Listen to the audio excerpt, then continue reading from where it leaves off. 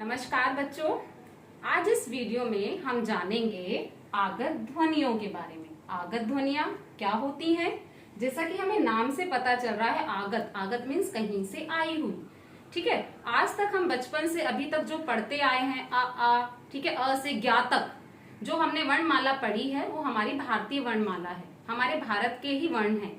ठीक है, तो इसमें आपको कुछ ध्वनियां ऐसी हैं जो देखने को नहीं मिलती, लेकिन जब आप पढ़ते हैं तो किताब में आपको देखने को मिलती है।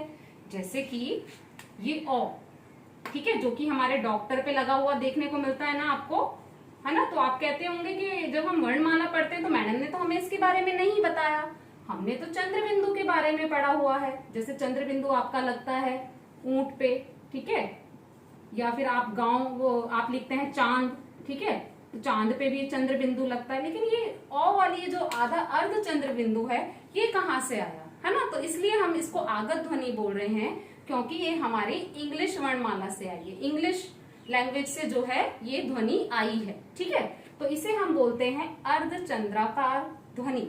और पूरे ये चंद्र बिंदु है, इसलिए इसको अर्ध चंद्र बिंदु कहा, क्योंकि इसमें बिंदी नहीं होती। ठीक है, ये चंद्र बिंदु हमारा है, देसी ध्वनि है, जो हमारी खुद की है, जो हमें वर्णमाला में देखने को मिलती है वो भारतीय ध्वनियां हैं। और जो हमें वर्णमाला में नहीं देखने को मिलती वो आगत ध्वनियां हैं। जैसा कि हमारे ये ओ, ये जो ध्वनि है ओ की, ये आ और ओ के बीच की ध्वनि है, इन दोनों के बीच की ध्वनि हमारी है ओ।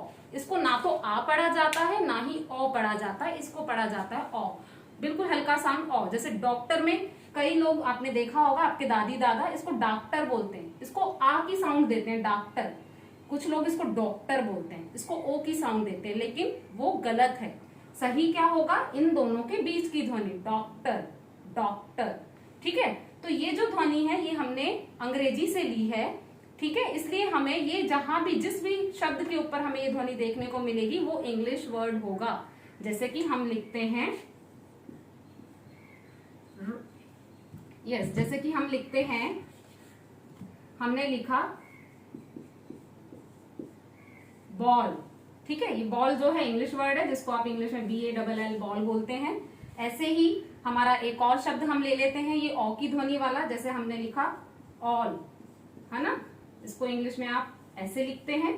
तो ये जो ध्वनि है अर्धचंद्राकार ध्वनि इसको कहा जाता है, और ये हमारी अंग्रेजी से आई है। ठीक है, अंग्रेजी ध्वनि है ये, इसलिए इसको आगत ध्वनि बोलते हैं। अगर आपसे पूछ लिया जाए ये अर्धचंद्राकार जो ध्वनि है ये किस भाषा से आई है, तो ये अंग्रेजी भाषा का ली हुई ध्वनि है, इसलिए इसको आगत ध्वनि बोलते हैं। तो आई होप कि आपको ये अर्धचंद्राकार ध्वनि समझ आई होगी। अब हम बात करते हैं दूसरी ध्वनि की, वो है नुक्ता, नुक्ते वाले वर्ण। ठीक है, नुक्ता, नुक्ता किसे कहते हैं? जब हम किसी अक्षर के नीचे बिंदु लगाते हैं उसे नुक्ता बोलते हैं। शब्द के ऊपर जो लगता है वो तो आपके अलग होते हैं, लेकिन जैसे कि हमने लिखा शब्द जिंदगी, ठीक है, तो यहाँ जो ज के नीचे आपको देखने को मिल रहा है ये है नुक्ता, इसे नुक्ता बोलते हैं। इसको बिंदी नहीं बोलेंगे, किसी वर्ण के नीचे जब लगती है बिंदी तो उसको नुक्ता बोलते हैं। ये नुक्ता जो है उर्दू और अंग्रेजी शब्दों में आपको देखने को मिलेगा। ठीक है, तो जैसे ये है एक, ये क्या है, ज, इसका साउंड क्या है, ज। लेकिन यही इस ज के नीचे अगर मैंने बिंदी लगा दी, नुक्ता लगा दिया, तो ये बन गया जा। ठीक है, ये है ज और ये है ज, ये जे और ये जेड। तो जेड को कैसे प्रोनाउंस करते हैं, ज। ठीक है, हल्का सा बोल के देखिए इसको, ज, और ये ज, ज, ज। ठीक है, ये डिफरेंस है। अब देखिए ज के शब्द के मैं ले लेती हूं, जैसे मैंने लिख दिया जानवर। ठीक है, ये जानवर है, ठीक है, जानवर। ठीक है, लेकिन ज के अगर मैंने देखूं तो मैंने लिखा ज्यादा, इसको ज्यादा नहीं बोलते, इसको बोलते हैं ज्यादा। ठीक है, तो ये जो ज्यादा वर्ड है ये उर्दू का है।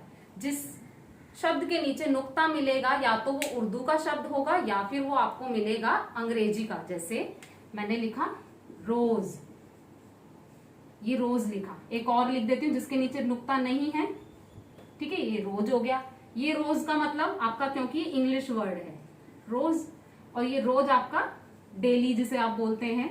ठीक है, डेली मैं रोज स्कूल जाता हूँ, मैं डेली स्कूल जाता हूँ। तो ये फर्क है बेटा, ये रोज है रोज और ये है रोज।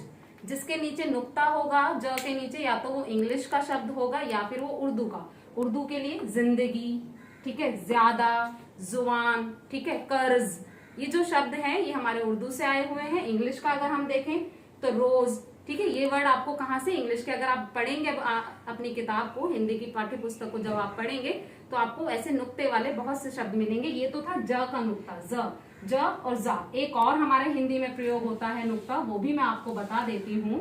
वो है जो हमारा हिंदी में यूज होता है, ये क्या है, ये है थ। क्या है ये, थ। ये हमारा हिंदी की ध्वनि है। बोल के देखिए, होठों को चिपका के बोलना है आपको, थ। ये हिंदी का है, लेकिन जहां आपको इस फा के नीचे बिंदी मिलेगी तो इसका साउंड आएगा फा, फा, ठीक है। ये है फा, होठों को चिपका के बोलेंगे फा, और ये है फा, होठों नहीं चिपकेंगे, फा, ठीक है। तो ये इन दोनों में अंतर है। जिस भी अक्षर के फ के नीचे बिंदी मिलेगी वही हमने आपको बताया, या तो उर्दू का शब्द होगा वो, या फिर अंग्रेजी का शब्द होगा। जबकि फा जो है ये हमारा हिंदी ध्वनि है, हिंदी की है, हमारी देशी ध्वनि है, तो हिंदी के शब्दों में आपको ये फा देखने को मिलेगा। एग्जाम्पल दे देती हूँ मैं आपको, जैसे हमने लिखा फूल, बेटा ये फूल नहीं होता, ये फूल होता है, फूल, चिपका के बोलो होठों को, फूल, ठीक है, फूल। तो फूल है मतलब फ्लावर है, ठीक है, फ्लावर है, ओके। लेकिन ये अगर मैं इसको ऐसे लिख दूं, नुक्ते के साथ लिख दूं, तो ये पता है फूल कौन सा वाला फूल हो जाएगा, जिसको आप इंग्लिश में ये फूल, मूर्ख, है ना, आप बोलते हैं ना आप अप्रैल फूल मनाते हैं, तो वो ये वाला फूल नहीं होता, वो ये वाला फूल होता है। फूल मीन्स होता है मूर्ख, ठीक है। तो ये अंतर था फा और फ में। हमारे जो जिसमें आपको नुक्ता मिलेगा वो या तो उर्दू के शब्द में मिलेगा या फिर आपको अंग्रेजी के शब्द में मिलेगा। एग्जाम्पल मैंने आपको बता दिए, नुक्ता ज के नीचे और फा के नीचे देखने को मिलता है हिंदी में। वैसे तो नुक्ता लगाने के लिए हमारे, अगर आप उर्दू में देखेंगे तो का के नीचे भी नुक्ता लगता है, खा के नीचे भी नुक्ता लगता है, और ग के नीचे भी नुक्ता लगता है। लेकिन हम हिंदी में इसका प्रयोग ना के बराबर है, नहीं करते हैं, इसलिए मैंने ये आपको नहीं समझाया। सिर्फ दो नुक्ते फेमस हैं, एक तो फ के नीचे और एक ज के नीचे, ज। तो इनका साउंड आपको आना चाहिए, फ है फ और ये ज है ज, ठीक है बच्चों। आई होप कि आपको ये आगत ध्वनियां समझ आई होंगी। मैंने 3 आगत ध्वनियां आपको बताई है।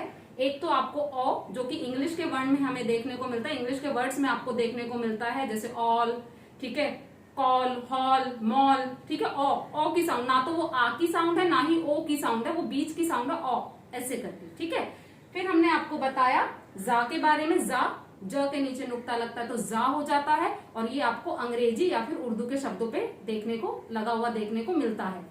फिर दूसरा हमने बताया आपको फा के नीचे जब नुक्ता लगेगा तो फा हो जाएगा, ठीक है, और फा आपको वही उर्दू और अंग्रेजी के शब्दों में देखने को मिलता है। तो आई होप कि आपको ये समझ आ गया होगा। That's all. तो आज के लिए इतना ही, मिलते हैं हम अपनी अगली वीडियो में। धन्यवाद।